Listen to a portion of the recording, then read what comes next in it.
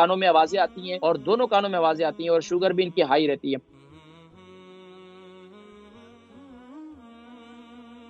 السلام علیکم ورحمۃ اللہ وبرکاتہ۔ وعلیکم السلام۔ جی نام، عمر، وزن، شہر؟ نام نہیں بتاتی تھی، عمر میری 63۔ جی وزن؟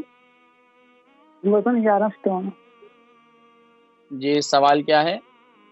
سوال ہے میرے سر میں بہت زیادہ شانک، اس قدر شانک ہے نا، جس طرح فونت نہیں آ رہی اس طرح بہت زیادہ ہے، تو کانوں میں اتنی جڑے چڑیاں نہیں بولتی اس قدر وہی ہے نا، آواز بہت زیادہ ہے بھائی۔ اچھا، یہ کتنا عرصے سے؟ یہ کوئی سال تقریباً ہونا، پر 2-3 ماہ ہو گئے، بہت زیادہ دونوں بات ہو گئی ہے۔ دونوں کانوں میں دونوں کانوں میں ہوتا ہے، دونوں ایک کانوں کان میں میں ہوتا ہے؟ آواز اس قدر آواز آ رہی ہے نا، کوئی سنائی باہر نہیں دینا، اندر ہی آواز آتی ہے، کوئی درد نہیں ہے، کچھ نہیں ہے، صرف سر میں کوئی درد نہیں ہے۔ اچھا، شوگر، بلڈ پریشر؟ ہاں شوگر ہے، بلڈ پریشر ٹھیک ہے میرا۔ شوگر کنٹرول رہتی ہے یا شوگر ہائی ہو جاتی ہے؟ نہیں شوگر آئی رہتی ہے، ٹیکے لگاتی ہوں، میڈیسن میڈفارمن کھاتی ہوں۔ آپ یہ بتائیں کہ آپ روزانہ کتنا واک کرتی ہیں؟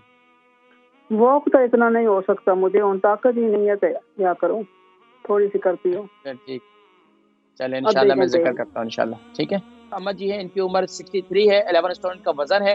دیکھیں نام بتا دیا کر اس سے فائدہ یہ ہوتا ہے آپ کو پتا ہوگا کہ آپ ہی کا سوال ہے، آپ ہی سوال کا جواب ہے دیا جا رہا ہے۔ تو بس اوقات کیا ہوتا ہے، نام میرا پوچھتا ہوں تو کہتے ہیں کہ ہم نام نہیں بتانا چاہ رہے، ٹھیک ہے نہ بتائیں، لیکن کیا ہوتا ہے کہ جب آپ پروگرام ریپیٹ دیکھ رہے ہوتے ہیں یا آپ دوبارہ سن رہے ہوتے ہیں تو آپ کو پتا ہوتا ہے کہ آپ ہی کے بارے میں بات ہو رہی ہے۔ تو سر میں درد رہتا ہے اور ان کے کان میں جو ہے ان کے سر کے اندر جو ہے وہ شانک یعنی کہ کانوں میں آوازیں آتی ہیں اور دونوں کانوں میں آوازیں آتی ہیں اور شوگر بھی ان کی ہائی رہتی ہے۔ دیکھیں سب سے پہلے ایک تو یہ کہ اپنے شوگر ہائی کو کنٹرول کریں، وہ میں نے جیسے ذکر کیا، میں نے پہلے کالر کو بھی ذکر کیا تھا کہ شوگر کو کنٹرول کرنے کے لیے آپ بھنڈی کو گیلا کر لیں، اور یعنی کہ آپ اگر صبح گیلا کر لیں شام کے وقت میں اس کا پانی پی لیں۔